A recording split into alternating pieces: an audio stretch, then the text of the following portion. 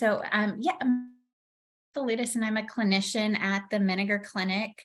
So I specifically work with adolescents, young adults, and their parents. And I was asked today to do a presentation on self-compassion and parenting. And as a new mom myself, I can honestly say that Menninger asking me to do this presentation couldn't have come at a better time, as I was really in need of a self-compassion tune-up.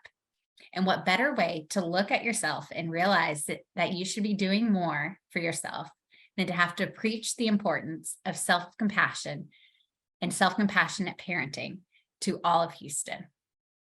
This Monday, for instance, I had signed up to take my daughter to the Little Gym. And I don't know if y'all have heard of the Little Gym, but it's this little gym thing for toddlers and babies. So this was her second time, her second class, and I was running late, which is pretty typical for me. I was trying to schedule her first nap so she would wake up so that she was just the right amount of rested to go to the class before she gets too cranky before her second nap. We also needed to eat and are trying to get more real food in her system, in her diet. But that also means the cute little outfit that I picked out with matching bows to impress all the other parents needed to remain. It was going to be a feat. So we needed to be at the Little Gym by 11:15, and it was 11:05, and I had gotten everything ready and was super proud of myself. And then I realized my husband had left with the car seat and still in his car. So we had no way to get to the gym. I started panicking, and then I got pretty angry. First at my husband for not checking his car, and then at myself, not remembering to remind him. Then I got pretty angry with my daughter, who was then screaming and fussing at this time. And so I started calling my husband, and then I paused and I hung up because I knew that conversation was not going to go well. I don't know if y'all have ever been there. Sometimes when I'm in a more frustrated mood, I tend to take it out on those that I care about. And I called my husband. I knew that our conversation was going to end with him being defensive and then even more upset. So I quickly hung up for the phone before I actually contacted my husband. And weirdly enough, I had just written an exercise that I was going to share with y'all called the parenting pause. And I decided it might be a good time for me to do that myself. I took a deep breath and reminded myself that this was not an emergency. I was just disappointed, and we were going to have to pivot. I'm not a bad parent. I'm human. I was able to call my husband and explain what happened, and then I called the Little Gym and explained the situation, and they were able to fit us in at the 5:30 class. What could have easily ruined my day or even an hour didn't, and that is self-compassion parenting. So self-compassion, what is it? So Kristen Neff, a researcher out of University of Texas, has dedicated her life to studying self-compassion. Before the early 2000s, self-compassion actually wasn't on our radar. We were more focused on enhancing our children's self-esteem, and self-esteem was kind of the buzzword. But what they found was that self-esteem actually required quite a bit of effort. In order to maintain self-esteem, you had to keep doing esteemable acts. And they found that people that were high in self-esteem didn't necessarily not have depression, or they sometimes had anxiety as well. And problematic with self-esteem by focusing on it is it can also lead to stuff like narcissism. And so when Kristen Neff started researching, she discovered that what the traits of the people that were most resilient, that had less instances of depression, actually were high in self-compassion. And she kind of broke up self-compassion into 3 different parts, what you see on the screen. So the first one I'll start with is self-kindness, treating ourselves with kindness and considering our own needs. So self-compassion entails being warm and understanding towards ourselves when we suffer, fail, or feel inadequate, rather than ignoring our pain or flagellating ourselves with self-criticism. Self-compassionate people recognize that being imperfect, failing, and experiencing life's difficulties are inevitable. So they tend to be gentle with themselves when confronted with painful experiences, rather than getting angry when life falls short of a set of ideals. People cannot always be or get exactly what they want.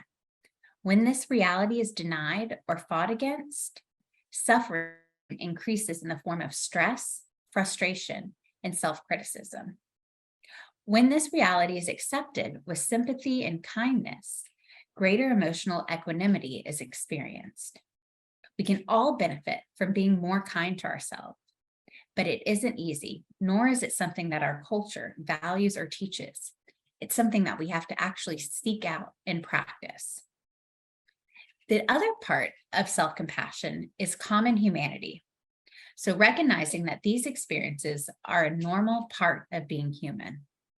So frustration at not having things exactly as we want them is often accompanied by an irrational but pervasive sense of isolation, as if I am the only person suffering or making mistakes. But in actuality, all humans suffer. The very definition of being human means that one is mortal, vulnerable, and imperfect, as much as we hate these parts of ourselves. Therefore, self-compassion involves recognizing that suffering and personal inadequacy is part of the shared human experience, something that we all go through, rather than being something that happens to me alone. In fact, a common symptom of psychopathology. So psychopathology is a big fancy word for depression, anxiety, those types of things that can kind of get in the way of our functioning is this feeling of isolation and aloneness. A lot of my clients with depression come in with this belief that they're the only ones that know their pain. They're the only ones that have experienced the rejection or whatever it is kind of at the source of their depression. And what we find is that, especially in our inpatient programs and either in other kind of group therapy, that one of the big factors that of why group therapy or milieu therapy is so successful is people realize that they're not alone, that they're not the only ones, that other people can understand where they're coming from. And this is a huge part in kind of relieving some of their symptoms. So that's kind of common humanity. The third piece is called mindfulness. And so this is a buzzword that I get a lot of pushback on in my practice. And I tried really hard to make this presentation without talking about mindfulness because of that amount of pushback. It seems kooky. And when I'm recognizing, and I feel like I get a lot of clients that think I'm recommending sitting cross-legged for 20 minutes a day, just not having a thought. And that's not really what mindfulness is. / who has time for that? If you do, more power to you. Mindfulness is a great practice and the research support that it works. But for us with busy lives that don't really have time to meditate for 20 minutes a day or more, mindfulness doesn't have to be so extensive. Mindfulness at its core is just the willingness to observe our negative thoughts and emotions with openness and clarity so that they are held in mindful awareness. Mindfulness is a non-judgmental, receptive mind state in which one observes thoughts and feelings as they are, without trying to suppress or deny them. We cannot ignore our pain and feel compassion for it at the same time. Mindfulness also requires that we not be over-identified with thoughts and feelings so that we are caught up and swept away by negative reactivity. So mindfulness is not the state caught up in our own thoughts and our emotions, being stuck in our head, which can be another symptom of kind of depression or anxiety is when we get stuck in our own minds. It's actually being present and being curious and being non-judgmental in that present feeling. I had one clinician describe mindfulness as land snorkeling. And if you've ever been snorkeling in the ocean, you know it's kind of a calm experience where you're just observing all of the different fish and other aquatic animals that exist there, or coral or whatever it is. And you're just pointing out like, oh, there's a bluefish. There's a piece of coral without a lot of judgments or thoughts, and you're very present. And if you can kind of take that experience and transform that into your life and kind of see the world just like if you were land snorkeling. That can be helpful, and that's being mindful. So that kind of boils down to like self-compassion's the three parts: the mindfulness, the self-kindness, and the common humanity.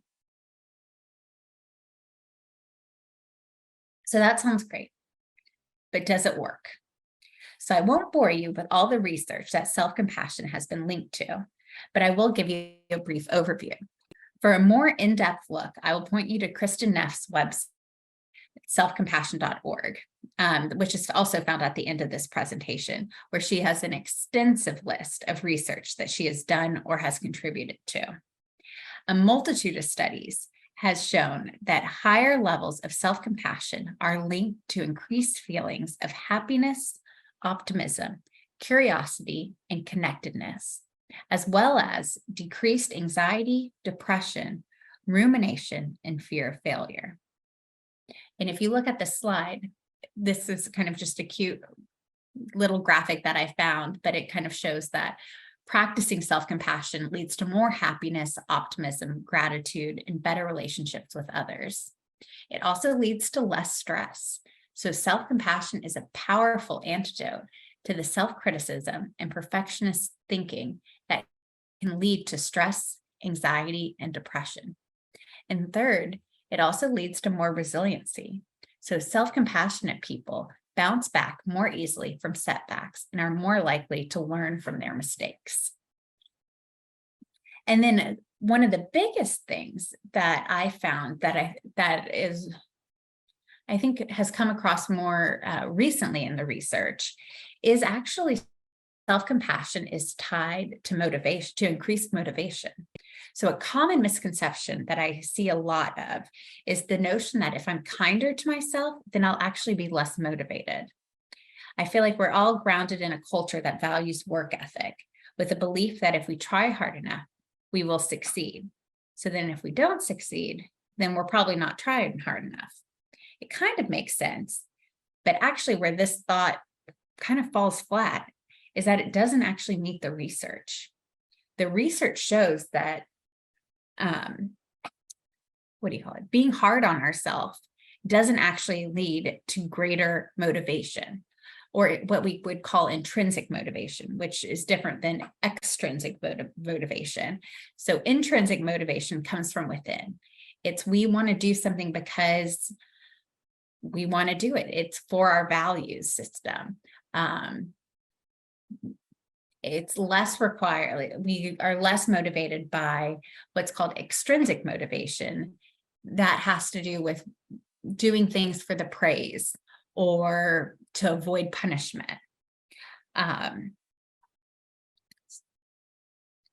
So a common thing I see in practice is how people have this false belief that they can motivate themselves through shame. If I beat myself up, or even if I'm hard on others, then they will be more motivated.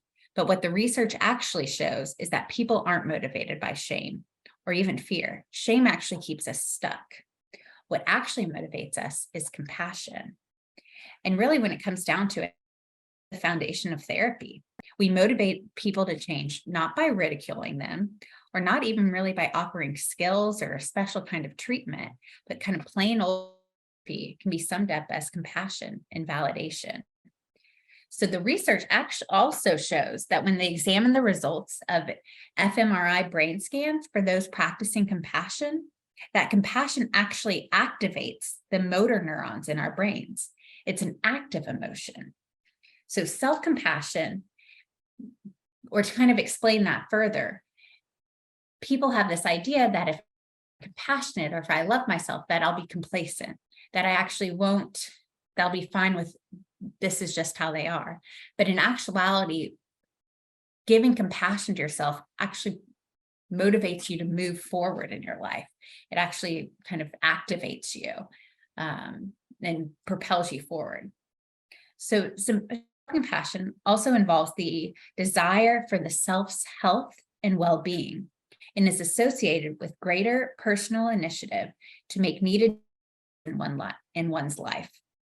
Because self-compassionate individuals do not berate themselves When they fail, they are more able to admit mistakes, modify unproductive behaviors, and take on new challenges. In a study of self-compassion in the classroom settings, for instance, research found that self-compassion was positively associated with mastery goals for learning and negatively associated with performance goals. So what this is saying is self-compassionate people are motivated to learn and grow, but for intrinsic reasons, not because they want to garner social approval. So whereas shame-based motivation is associated with fear, and people achieve goals not for intrinsic reasons, but to avoid the shame and fear or extrinsic reasons like approval or praise. Self-compassion actually is more kind of motivating for the intrinsic reasons.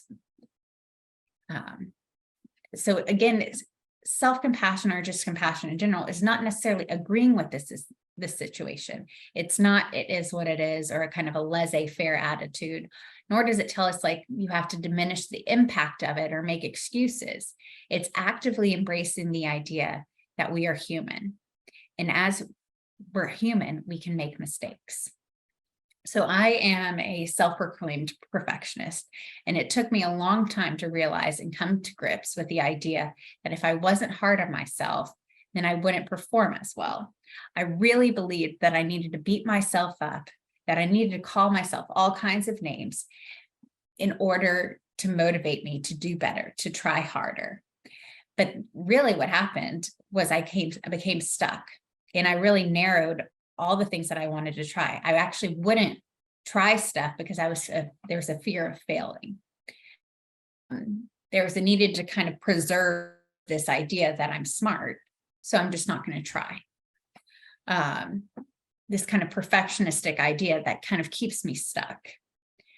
But once, through therapy and then my own kind of self-compassion practice, I realized like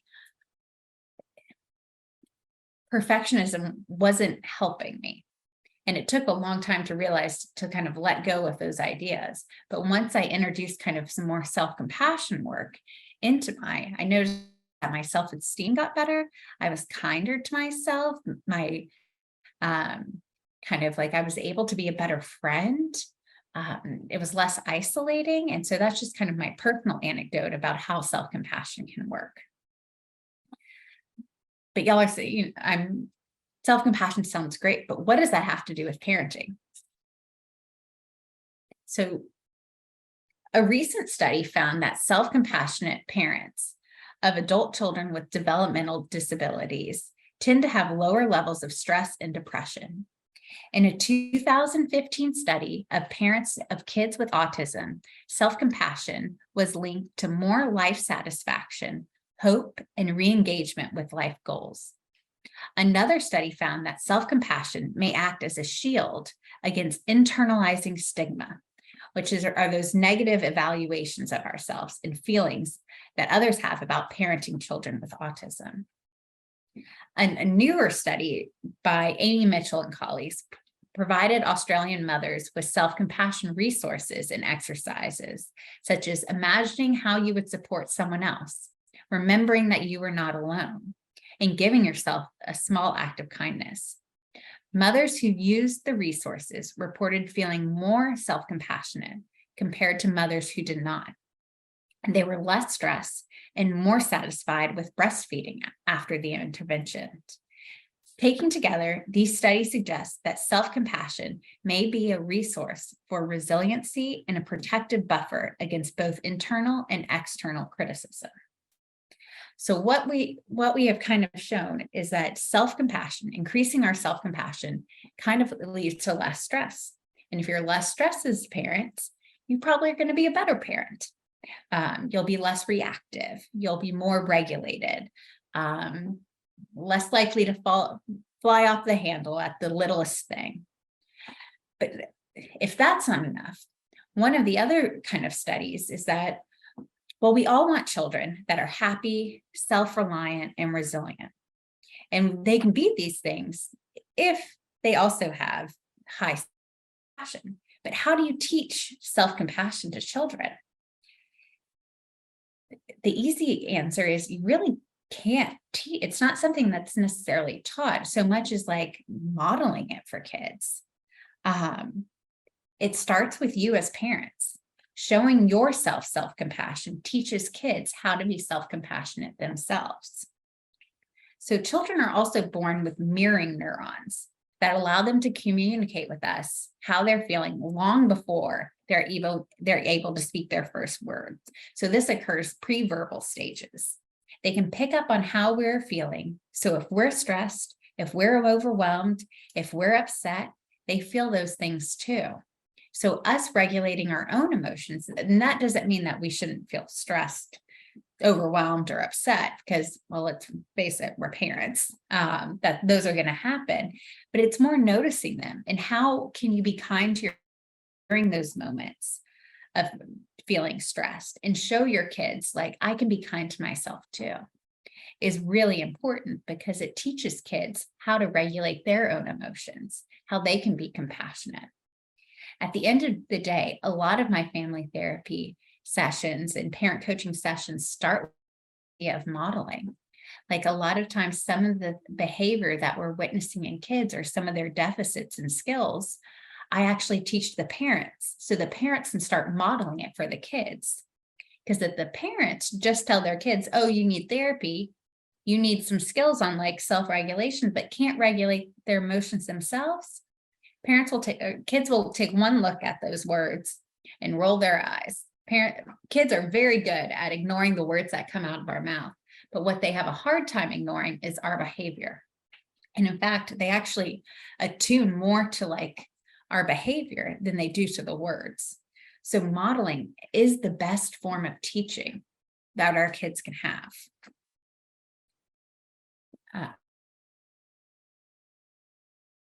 So we've talked a lot about kind of self-compassion and the research behind self-compassion and why we need to do it.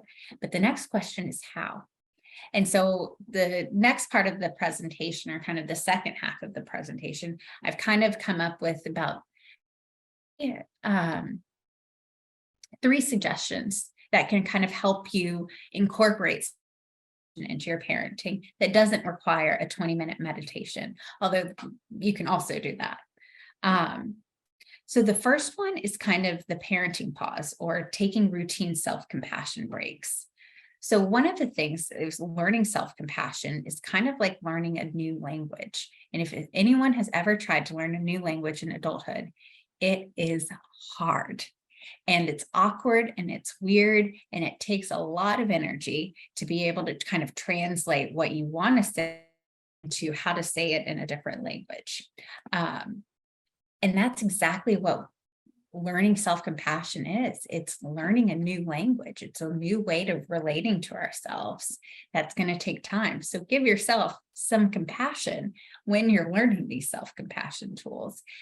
And it also starts by trying to schedule in some self-compassion breaks when things aren't tough.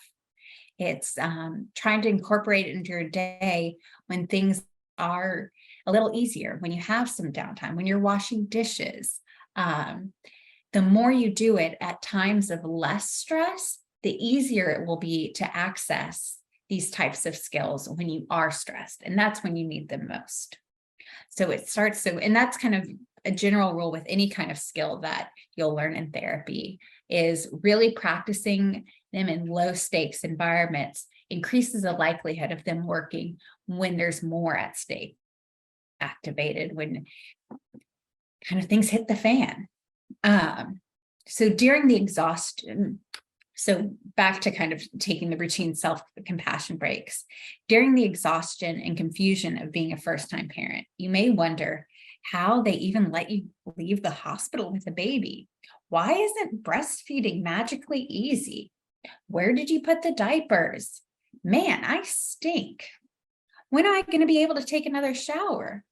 Those are the moments when you might try a self-compassion break. So what does that look like? First, accept the moment of suffering with a statement like, "This hurts." Next, acknowledge that other first-time parents have felt this way. And I'll even throw in second-time parents, third-time parents. I don't know if it ever gets really easier. all parents have felt this way, and probably every parent in the entire world has felt that way. Last, offer yourself kindness, such as saying, may I give myself the compassion that I need as I try to care for my child. Of course, it's not always possible to take a break when you're struggling to calm a weeping toddler. In that case, take a moment after the crisis has passed to give yourself a few kind words. Neff also recommends, so Kristen Neff also recommends putting your hand over your heart as a gesture of comfort to yourself, or even giving yourself a hug. That might sound strange, but try it. People have shown that self-hugs or self-touch has actually been proven to actually calm a lot of our nerves. But it's something that you probably want to try out yourself to see which kinds of touch. And I wouldn't, try it out yourself to see if it helps, and see which kind of, if it is a hug, if it is sometimes putting your hand, kind of like you would to a child, putting your own hands on your chin can kind of help slow things down. So there's another book that I recommend, and I have a resource at the end of the place called Self-Compassion. Well, you can't really say it, but Self-Compassion for Parents. And Dr. Pollack, in her book, recommends giving yourself a parenting pause, which is what this slide is kind of showing. And so this will look back, and I think maybe we can all take a couple seconds to do it, because this will show you kind of how quickly you can do it. So it isn't, a 20-minute sit down and shut off your brain type thing, but it starts by sitting comfortably and taking a few calming breaths. Let yourself stop. Just sit and give yourself a break. Don't try to fix anything right now. If you find yourself ruminating and your thoughts are spinning and you're fuming, just acknowledge that. Just be with it. Whatever you're feeling, even if it is difficult. You might say to yourself, this is hard. This hurts. Pause. No need to act right now. No need to fight right now. This is not an emergency. Feel your feet on the ground and notice any sensations in the body. Know that whatever you're feeling, it will pass. Try bringing a little kindness to yourself. Take a few more grounding and centering breaths. Before you return to your day, see if you can tune into what you need right now. And as you go through your day, take a pause whenever you need to anchor and get perspective. So if we kind of break down this technique, it really comes back to this mindfulness of really being non-judgmental with yourself and slowing things down. Because a lot of the emotions that we feel when we tend to kind of get in our reactive state, so whether that's anger, sadness, frustration, anxiety, those are emotions that kind of send signals to our brain that we need to act now, that there's no time, this is an emergency. And really kind of slowing down and being mindful is kind of key to reminding yourself, like, it's okay. It's okay that we aren't going to make it to Little Gym. It's okay if we, if my child is throwing a tantrum on an airplane and everybody's kind of staring at her and maybe they're thinking I'm a bad parent, but chances are every single person that is a parent in that airplane knows exactly what you are going through and feels for you. And so that's also kind of the second piece, is reminding yourself that you're not alone in this. This is not the first time that a toddler has thrown a tantrum. This is not the first time that a parent has thought she's a horrible parent because she just lost her temper. It's recognizing that you are not alone in this, and that's okay. And then lastly is looking at yourself, and this will take a little practice, and kind of figuring out what you need. Not that, but on a couple slides, I'll give you some examples of what you might need, but this will be a little trial and error because each person is different and has different needs and wants and desires, and different things work for different emotions for different people. So the second kind of example or tool that you can do is, it stands for the acronym RAIN. Make it rain. So this is another one that Dr. Pollack suggests. And it stands for, the R stands for recognize. To face an emotion and have some resilience, we need to acknowledge that we are something. Bringing the skills of mindfulness to bear, we notice what is happening. Let's say you've had an interaction with a child that leaves you feeling raw and upset. Don't try to ignore it, sweep it under the rug, or deny it. Saying, oh, nothing actually makes it worse. Look at it. You might label it if the practice of noting has been helpful. This anger. See if other thoughts or emotions follow, such as irritation, sadness, thoughts about not being respected. You may notice that you want to cry. It might be that you're criticizing yourself for being angry. Good parents don't get angry. Whatever it is, you're not the first parent who's ever felt this way. Just let yourself recognize it with some kindness. The A in RAIN stands for allow. So allow the emotion to be there, even if it is unpleasant to do so. Don't try to control. You are giving yourself permission to feel it, even if you think you shouldn't be feeling it. Remember, we don't invite our emotions to arise. They just do. We can't choose our emotions.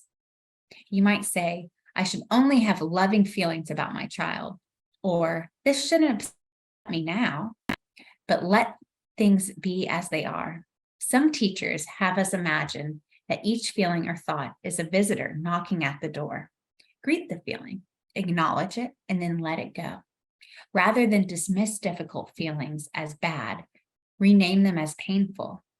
This opens the door to increase self-compassion. With this framework, you can create space for your emotions to arise, even if they're uncomfortable. See if you can bring self-compassion rather than self-criticism to what you are experiencing.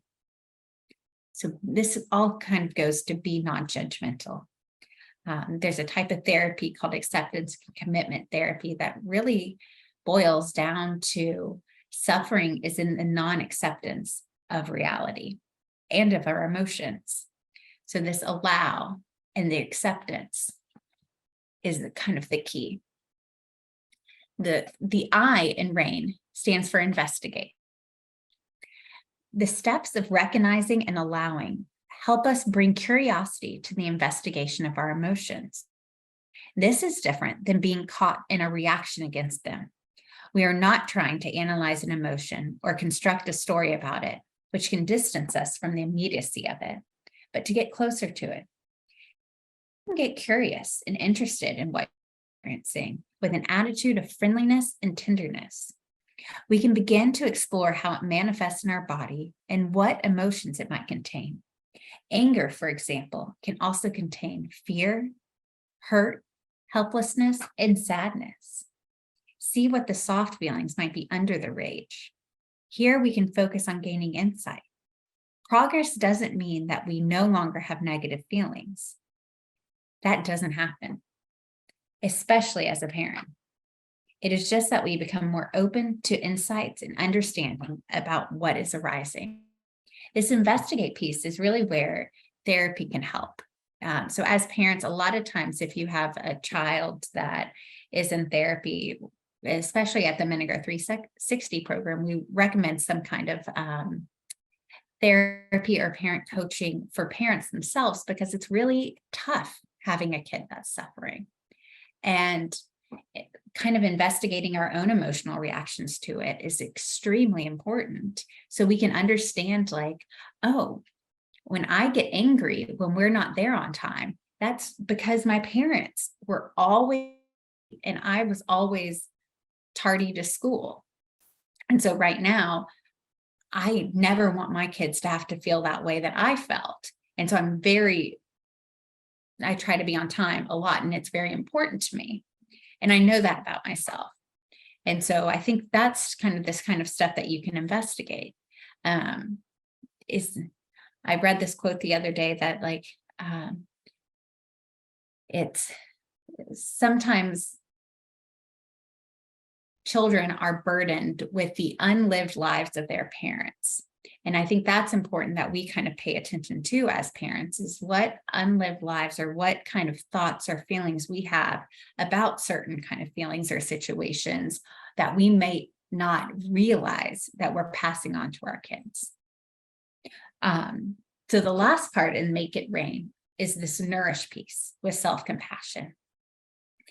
So self-compassion arises readily when we recognize that we are suffering. Tune in. What does the part of you that is suffering need? What is most comforting to you right now? Do you need reassurance? Do you need companionship? What words might be comforting? I love you. This is not your fault. I'm listening. I'm here for you. Parenting can be painful and difficult. See if any gestures of soothing touch will settle you. Even a small gesture offering love to yourself can be nourishing. Notice that you are having a feeling without judging it. You are more than your anger. Don't spiral down into recrimination or judgment. I'm an angry, terrible parent that will never change. That's just who I am. Won't work. Try instead a friendly, oh, I'm suffering right now, and see if you can disentangle from the experience. This is just a small part of all that you are. Let this experience pass. Don't get hung up on it.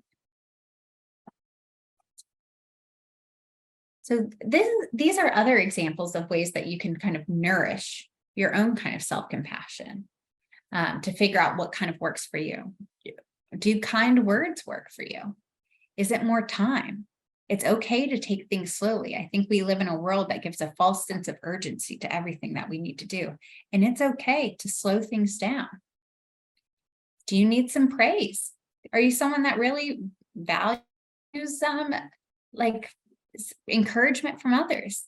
And I think that's important to know and not to judge yourself for it, because you are doing awesome. And sometimes you can give that praise to yourself.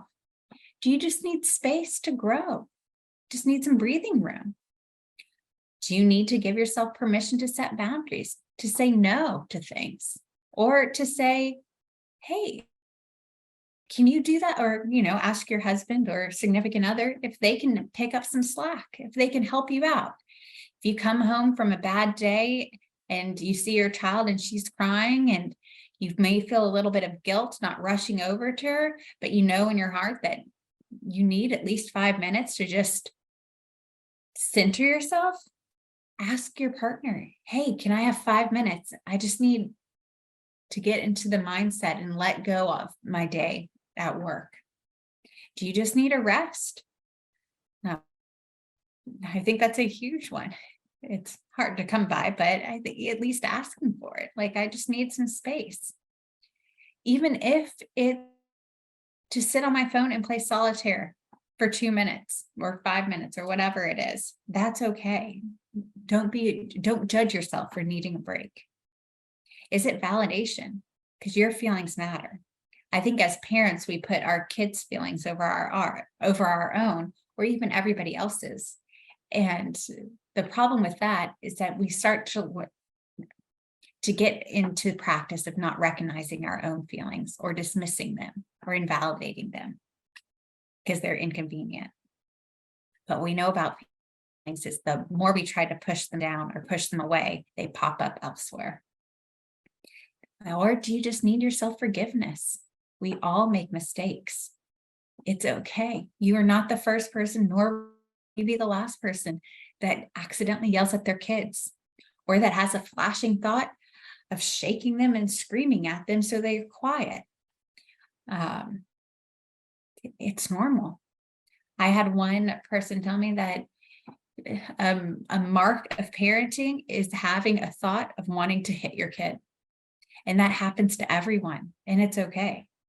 Try not to hit your kid, but having judgment for having that thought isn't going to help things. It's accepting it and maybe kind of like, oh, yeah, just had that thought. That might be a sign that I need a break. And then, yeah, just some kind words can also be beneficial. And see what works for you. So the third kind of practice that I thought about is this loving kindness meditation. And so you can find these all over the internet. There's some different amounts of time. There's some loving kindness meditation that takes 30 minutes, but I've kind of broken down to the three big parts that people talk about. On Monday, you're trying to leave the house with your child so you can get her to preschool and yourself to work at 9 a.m. She's oblivious to the fact that even a 5-minute delay would lead to a 15-minute difference in your commute time. She wants to put on her shoes and socks by herself, and that takes a long time. You get impatient. Pretty soon, both you and your child are having a meltdown. After the meeting, you beat yourself up for losing it. Sound familiar? This is where a preemptive early morning loving kindness meditation help to set the stage for the rest of your day. And you can even do this in the shower. The idea behind it is quite simple. Think of a person close to you. So the first step is to think of a person close to you who loves you very much. Imagine that person sending you wishes for your safety, your well-being, and your happiness. Feel the warm wishes and love coming from that person towards you. Send your love back to that person. You and this person are similar. Just like you, this person wishes you to be happy. And feel that love kind of come all over your body. Next, think of acquaintance, someone you don't know well. You and this person are alike in your wish to have a good life. So send them the love and kindness that you're feeling and experiencing. Then expand your awareness and picture the whole globe as a little ball. Send warm wishes to all living things, all living beings on the globe who, like you, want to be happy. In a recent study, Australian researchers James Kirby and Sarah Baldwin randomly assigned over 60 parents, mostly mothers in their mid-30s, to listen to either a 15-minute loving kindness meditation or a focused imagery recording, which is a controlled condition. Before and after listening to the recordings, parents completed questionnaires on self-compassion and compassion motivation. And they provided their emotional responses to common parenting scenarios, such as children insisting on and crying loudly about having a candy bar during a shopping trip. The results? Parents in the loving kindness meditation group were more self-compassionate, more calm and sympathetic, and less angry and frustrated compared to the focused imagery controlled group. So Kirby and Baldwin suggest that loving kindness meditation might help support parents' well-being, their capacity to be less reactive in responding to their child's distress, and their capacity to cultivate compassionate responses to their child. So in conclusion, unsurprisingly, practicing self-compassion is easier said than done. Many people focus on their flaws and feel that they are not worthy of kindness. Others set unrealistic goals, demanding nothing less than perfection. After a lifetime of self-judgment, the habit is difficult to break. It becomes reflexive. But with practice, these reflexes can be unlearned and replaced with self-compassion. Self-compassion is a radically new way of thinking, of talking to ourselves, and of thinking. It can feel like learning a new language, which is so challenging, and it's not easy, and it will feel awkward and uncomfortable the first few times you do it. Like everything, my patients, my practice, when they're learning a new skill, when you're learning something new, it always feels uncomfortable and awkward at first, and that's okay. That doesn't mean that it's not working. And it takes practice. So it's not something that you can do magically in a moment of crisis. Like all coping skills, you first need to practice doing it when you aren't stressed or in crisis, and then build up from there. So for this Mother's Day, it would be nice if you could maybe give yourself the gift of self-compassion. It's the gift that kind of keeps on giving, as they say, and that it will kind of help with all different aspects of parenting and make you be a better parent with kids that are more resilient, more self-compassionate, more less depressed and less anxious, but it starts with you. So this was kind of a graphic that I saw at, I think it was on Kristen Neff's website actually. And I just thought it kind of goes back to the three things that you need for self-compassion: the self The recognizing our common humanity and mindfulness. And then here is the resource page. So this first resource is the book that I was kind of referring to that has a lot of practical suggestions for how to incorporate self-compassion. And it's written in a way that is not is for like kind of the everyday user. It's not just for like therapists or any of that, though I do use it a lot in my own sessions. And then the other kind of links are Kristen Neff's website is a great resource, and they'll even have like a self-compassion scale that you can use to see how self-compassionate you are. And then the Center for Mindful Self-Compassion at the end. So Kristen Neff and I forgot who else, but her and partnered to come up with an 8-week course to teach self-compassion or mindful self-compassion. And you can, I'm not sure, I think there's a cost associated to it, but it's a pretty good resource for you. And that is my presentation.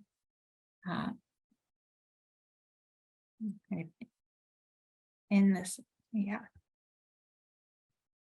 Thank you so much, Kate. You think, okay, stop. Okay, there you go. We did have a few, I guess, comments that we could read through as well. There's one from Patricia that says, often our mindset is passed on from our family related to us, and even our attachment style, which you touched on, coming from a self-proclaimed perfectionist, which I feel like you definitely gave insight into in your presentation. Patrick Garrett says, thanks so much for the presentation.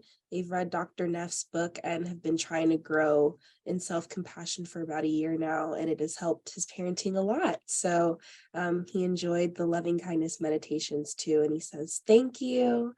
Nancy Town Trowbridge says, thanks for modeling being vulnerable and self-compassionate. And then Patrick is saying the self-compassion scale was really useful for me. I took the self-quiz multiple times over the last year and my score has steadily improved, which is good reinforcement. Yeah, that is awesome. Yeah. I just wanted to just a reminder, if anyone has any additional questions that come to mind, feel free to enter them in the Q&A. And I'll also look for the raise hand symbol as well. There were some questions that were submitted prior to your webinar, Ms. Kate. So I just have some here.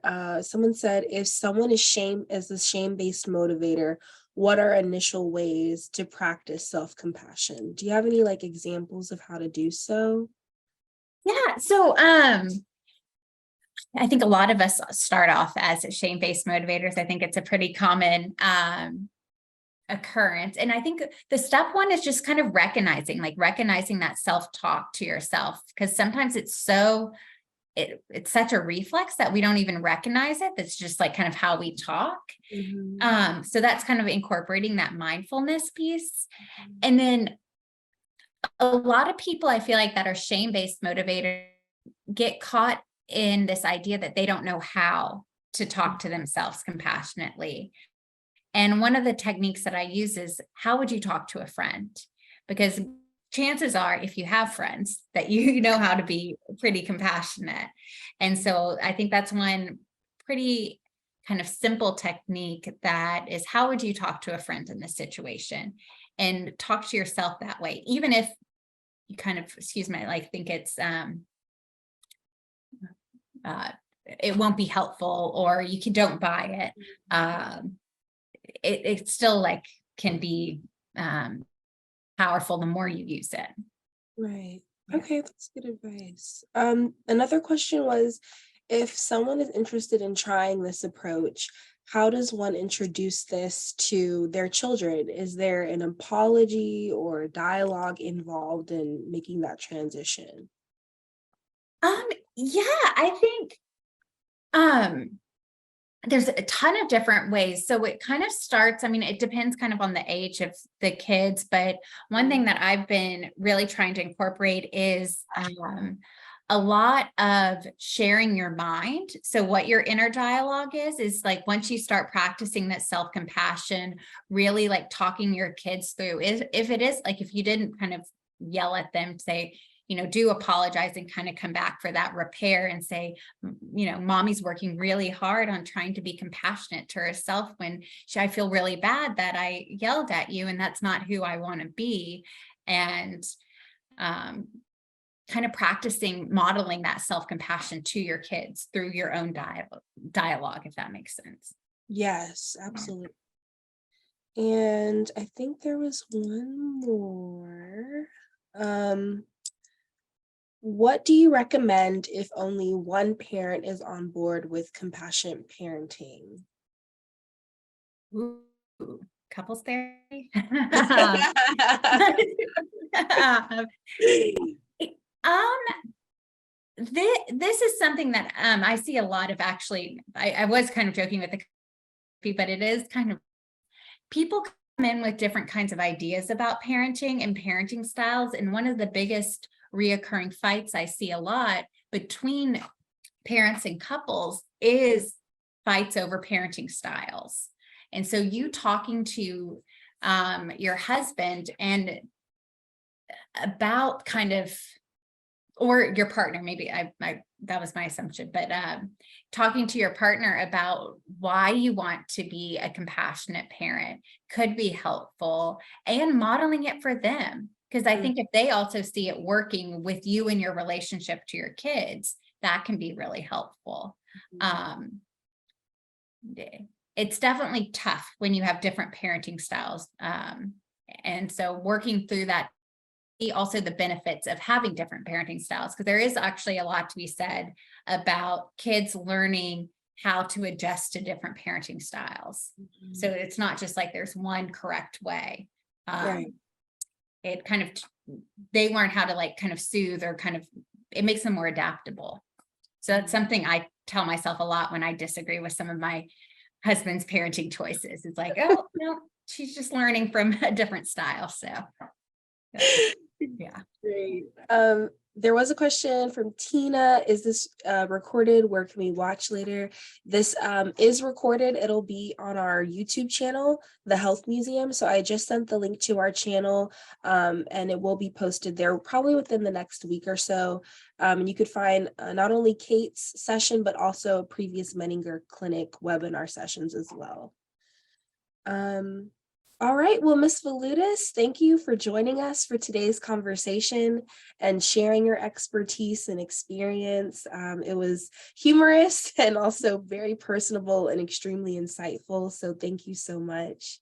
The Health Museum has so enjoyed the opportunity to host these webinars in partnership with the Menninger Clinic. So for updates on future events, please feel free to visit our website, thehealthmuseum.org, and make sure to stay connected with us at the Health Museum on all social media platforms. So thank you again, Ms. Vilutis, for your time, and thank you everyone for joining us today. Have a wonderful day.